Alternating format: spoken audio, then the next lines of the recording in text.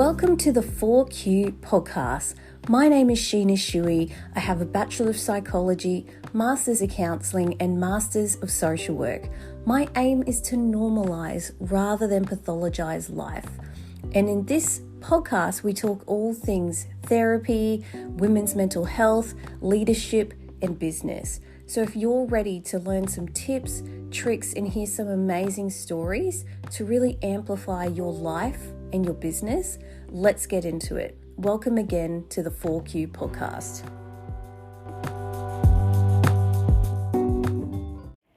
How can going to therapy help build your wealth? Now, this is a really interesting question because people really struggle to find the reason to pay for therapy sometimes. So sometimes there's this stereotype that therapy is only a privileged thing to do. But it's interesting. I have worked with so many different clients in so many different industries and so many different socioeconomic status. And if you understand the value of therapy, it's life-changing, literally, right?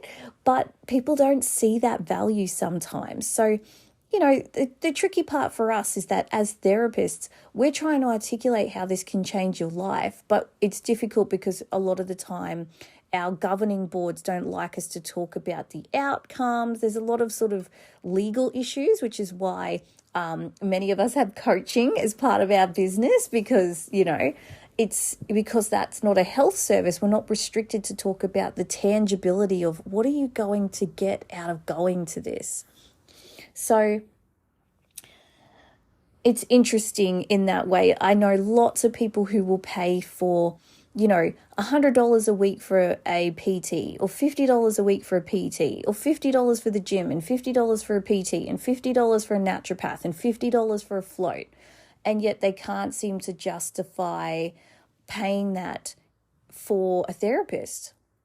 It's just very interesting. But let's get into this idea of how going to therapy could increase your wealth or enhance your career, help grow your business. Now, this isn't just about all of these things. Therapy can help in lots of different areas, but we're going to talk about how can therapy help in this particular area. Now, as many of you know, I work with lots of business owners, female leaders, entrepreneurs, and it's interesting the blocks we have around money, the blocks we have around asking for things. And so that all comes, when we say a block, it's almost like an unconscious belief. And there's certain things in society that we have been conditioned to believe, and these can really hinder our ability to progress. So I'll give you an example. The only way to earn money, more money, is to work more. That might be a belief for some people. Maybe they grew up seeing their parents work all day, all night, all hours of the day just to make ends meet. They might have this idea that working hard is how you have to get money. And so as you might see is that can be a real money block because if that's a belief that you now have, when the reality is, I know lots of people who are earning hundreds of thousands of dollars. I actually know a few millionaires who are earning that much in 20 hours a week, in 4 days a week, passively. I know a multi-millionaire who can rent their house out for $100,000 a week if they wanted to. As an accommodation. So they have this mansion on a lake and it's ridiculous and they can literally rent it out. So this idea that you have to work really hard to earn money is something that can keep you back. And so the way to know if you've got unconscious beliefs around certain things, is something I like to call the wobble. And it's not by me. It is not by me. So for some of you here, you might know that I like to dabble in the law of attraction and the law of assumption and that kind of stuff. And last year I went and saw Abraham Hicks in person in Sydney, Australia, and it was incredible. And I guess an exercise that they sometimes do to when I say they, this is not a non-binary thing. This is an entities thing. just putting it out there, just to know, in case you're thinking I made a very vital error just now. So because Esther is the person, whereas they are the the spiritual aspect. Anyway, back to the point at hand. She will get someone on stage and she helps them figure out where they might be wobbling in their vibration, right? And she does this thing that can be super helpful, I find, in the therapeutic space, where she'll ask them questions until they wobble, and that is where the unconscious belief or the block is. So, for example, let's start with you, the listener, right here, right now, wherever you are. Just think to yourself some true facts and see how that feels in your body. So let me ask you this. Are you a human being? Yes or no? Obviously yes. And there shouldn't be any wobble there, okay? When there's no clouds in the sky reflects a beautiful blue color. Yeah, okay. Is the grass green? Yeah, like there's just standard things, right? If there's anything around you, is the pen black? Is the wall white? Okay, yes. Okay, so now you know what that feeling is like, of something that's absolutely true. Now, let's ask a few money questions and see if see how that sits for you. Okay, the only way to make money is to have a job. The only way to make more money is to work longer hours. The only way to make more money is to get a promotion.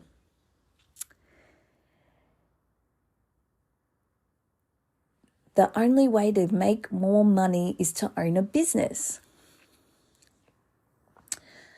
I can make more money in less time. I can work my current job in less time. I can get time off from my job. It is easy for me to reschedule my job. I am a valuable asset to my workplace. It is easy for me to make changes in my workplace. It is easy for me to make more money.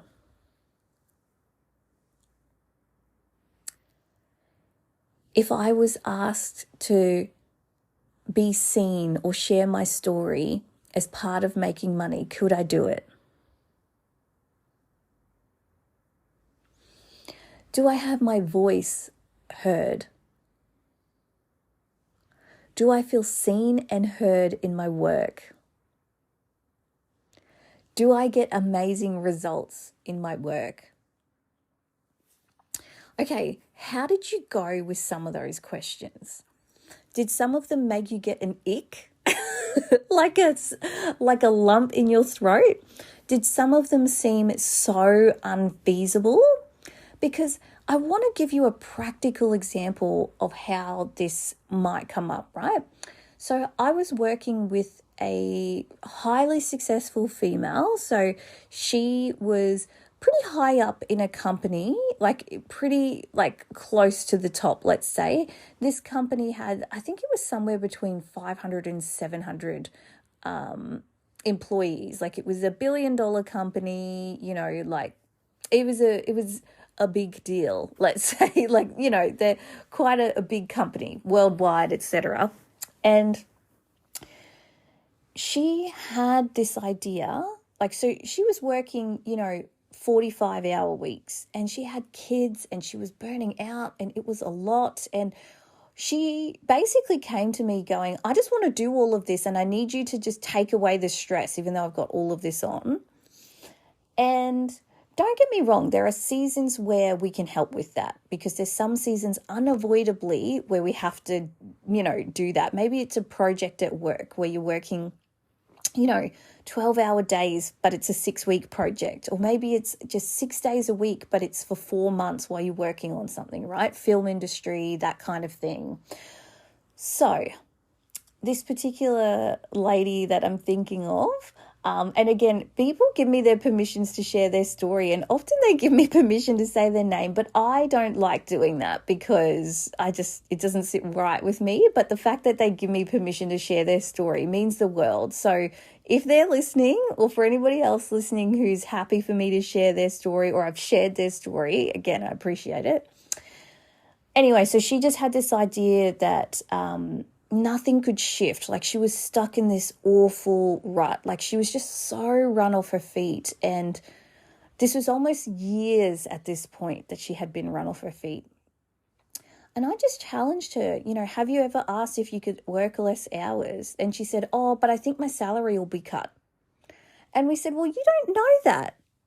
You know, like, sometimes we get these assumptions and we jump to the worst case scenario rather than just being present to the moment and actually creating a new opportunity or trying something different. So some of the blocks she had was like, oh, if I ask for less hours, they're going to cut my salary. If I ask for less hours because of my kids, they're going to disrespect me. If I ask for less hours, it's just going to not happen. And we did a reframe where she didn't actually ask.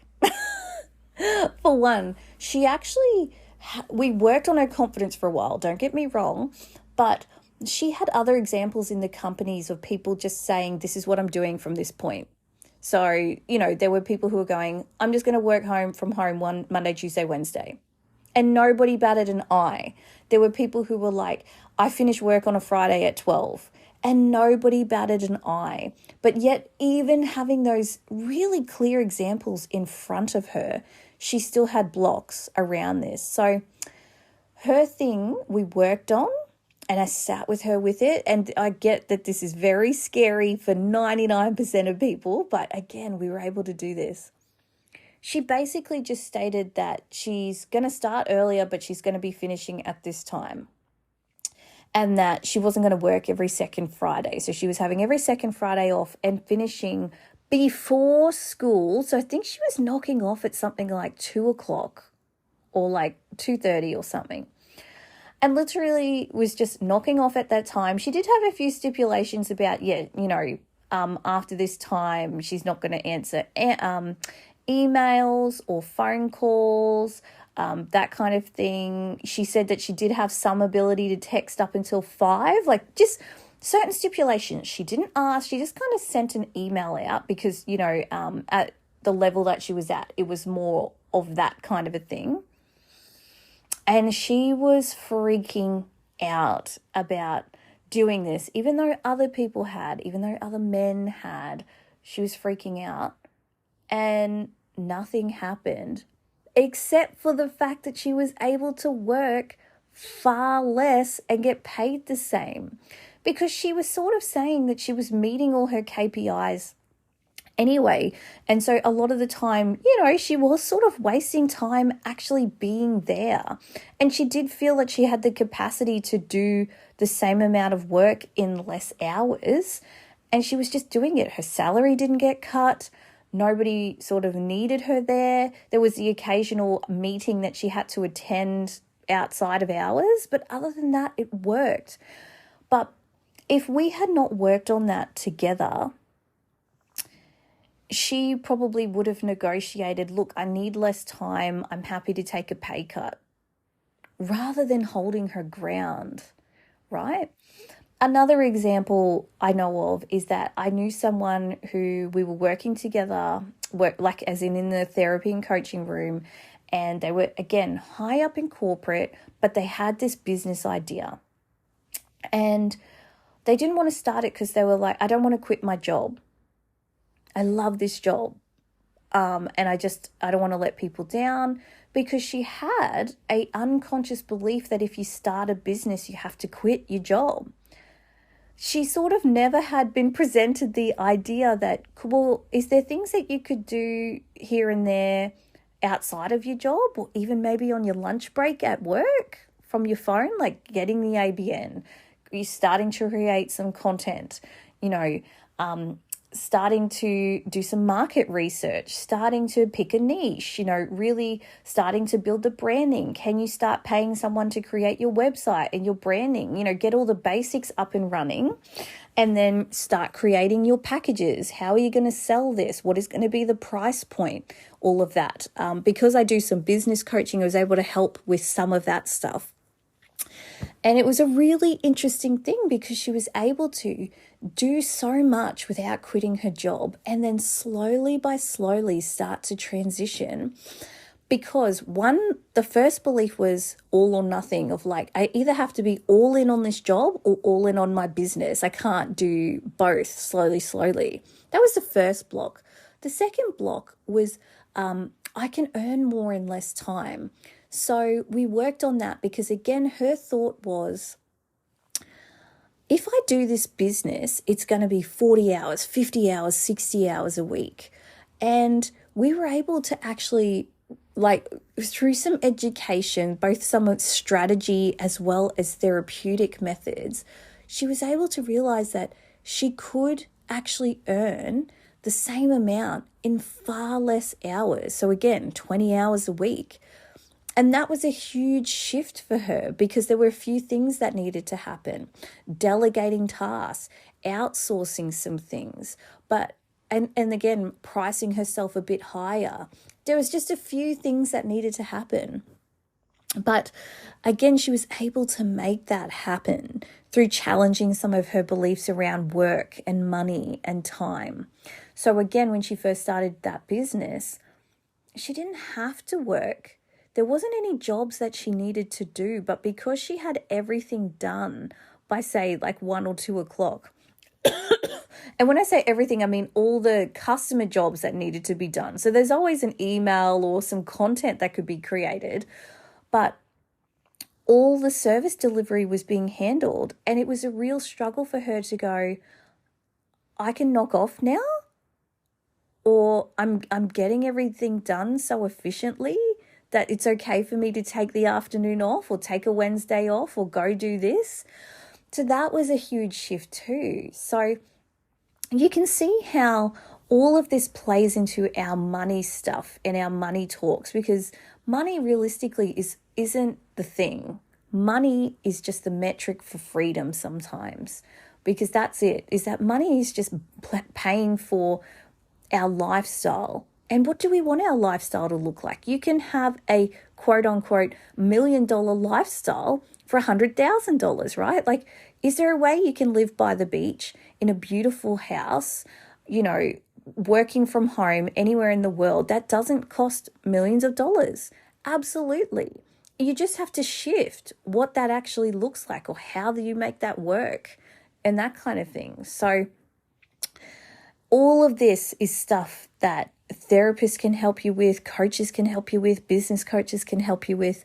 And those are the ways that you can really shift your ideas about work and lifestyle and money and freedom. Because again, ultimately, when I say money, it's not about being some asshole billionaire that doesn't help people in need. It's about, how can I meet my freedom metrics? How can I meet, what is my idea of freedom, and how can I meet that? And what do I have to earn to actually meet that? And how are the ways I can earn that in less time, right? Shatter those ideas of doing that. If I do want to work in corporate and I love my job, how can I shatter this idea that there's going to be an expectation that I work Monday to Friday, 12 hours a day. How can I start to demonstrate to people that it can be done differently and you can just be assertive and do this and still hold respect? How can I be a mother in the corporate workplace and still hold my respect levels and still get paid more than other people, or hold my salary when I need to change my schedule? There are absolutely ways you can do it, but there needs to be things like a fear of failure addressed, the money blocks addressed, the the fear of being seen addressed. So I hope that this clicked something for you today. I know that it definitely has clicked something for many clients that I have worked with. So let me know if it resonated. I always love hearing your comments, like when some of you email me or leave me a DM on Instagram. It really does put a smile on my face when some of you mention me in a Facebook group or recommend this podcast to someone in a Facebook group. I do appreciate it. I don't always see all of it, but just know that, it means so much to me. It means so much that you're here and I'm part of your daily rituals or your weekly rituals, coming back to this place where you're doing self-development, you're working on yourself and you're pushing yourself.